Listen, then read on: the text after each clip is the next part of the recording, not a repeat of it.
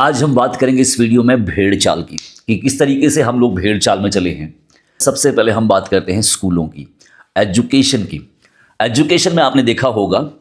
कि फलाने का बच्चा किसी बाज़ार में पढ़ रहा है, आपके नियर बाई किसी बाज़ार में पढ़ रहा है, किसी नियर बाई छोटे टाउन में पढ़ रहा है, तो उसके जो पड़ोसी है वो भी धीरे धीरे जो है उसको जो है मतलब कॉपी करके जो है वहाँ पर भेज रहे हैं। और लोगों में ये एक मानसिकता फैल गई है कि बाज़ार में अच्छी स्टडी होती है और सबसे पहले हमें इन आदतों को छोड़ना होगा, क्योंकि अच्छी पढ़ाई किसी बाज़ार में नहीं होती है, अच्छी पढ़ाई सिर्फ और सिर्फ स्कूल में होती है। और स्कूल बाज़ार में हो या फिर गांव में हो, छोटे कस्बे में हो, छोटे गांव में हो, या फिर बड़े बाज़ार में हो यानी कि बड़े टाउन में हो, या कहीं भी हो, तो वो फ़र्क नहीं पड़ता, क्योंकि जो टैलेंट है वो कहीं भी निखर सकता है। ज़्यादातर जो टैलेंट है वो हमने गांव से निकलते हुए देखे हैं। बहुत सारे पेरेंट्स को हमने ये कहते हुए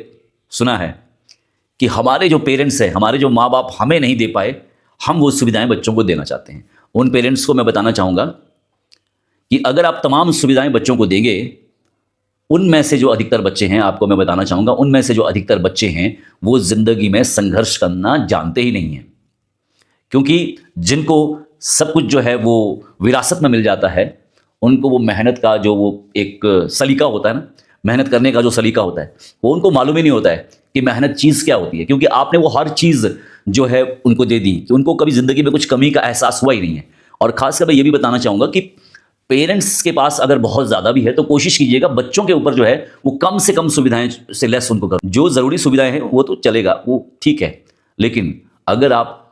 वो सारी तमाम चीज़ें, तमाम फैसिलिटीज़ अगर आप बच्चों को देंगे, तो फिर वो स्ट्रगल करने का जो एक सलीका होता है ना, स्ट्रगल करने का जो उसके दिमाग में रहता है कि नहीं मेरे पास ये नहीं है, हमारे घर में ये नहीं है, हमारे घर में ऐसा नहीं है, हमारे घर में वैसा नहीं है, तो वो विचार बचपन में बच्चे के अंदर पनपना तब शुरू होंगे अगर आप उनको सुविधाएं थोड़ा कम देंगे। मतलब जो तमाम फैसिलिटीज दी जाती हैं, या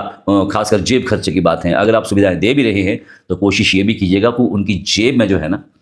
वो पैसा कम से कम हो, बच्चों की जेब में पैसा कम से कम हो। क्योंकि आप उन्हें अगर जितना ज़्यादा जो है वो पॉकेट मनी देते जाएंगे तो फिर एक समय ऐसा भी आएगा कि बच्चे को लेकर नहीं बापू तो अच्छा खासा पैसा है बापू के पास, चलो ऐसे ही उड़ाएंगे इसको। और ऐसा बहुत जगह हो रहा है। मतलब मेरा इस बारे में कहना है कि टैलेंट कहीं पे भी पैदा हो सकता है।